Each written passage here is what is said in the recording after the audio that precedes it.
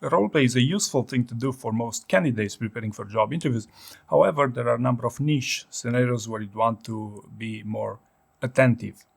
Okay, the first scenario I'd like to talk about here is when you already have your answers, which sound pretty good. Maybe you roleplayed them in the past, and you'd want to rehearse them just a little bit more through a roleplay session. Now, the danger here would be that your answers will become scripted, and you lose that engagement, that punch you want to give your answers, which when you're speaking them out loud for the first time, right? So if you have your answers, they sound well, there's no need to overdo it, right? The second scenario where you'd want to be particularly careful with role playing is if you're the type to get easily discouraged and you know for sure you're nowhere near ready with your answers. The problem with this is that if you role play with someone, with an interview coach, for instance, you might get demoralized by how poor, how bad they sound, and this could also derail your interview prep. So that's why finding the right moment when it's best to role play them is also something of importance. Okay, and the third thing you'd want to consider here is that many people do warm-up sessions right before their screening or their final interview rounds.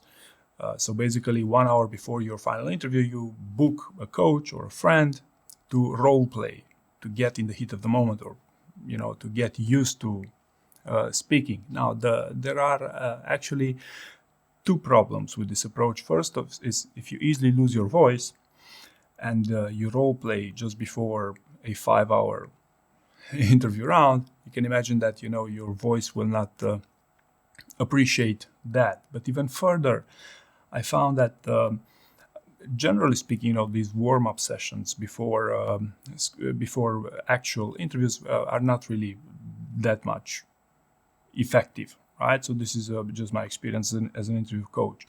And the fourth scenario I like to talk about here, where role play isn't really the best, or might not be the best way to achieve your goals, is when you'd want to role play your technical expertise for a job interview with someone who has nothing to do with your subject matter expertise, right? So for example, if you're a software engineer and you role play with your girlfriend who has no idea about software engineering, right?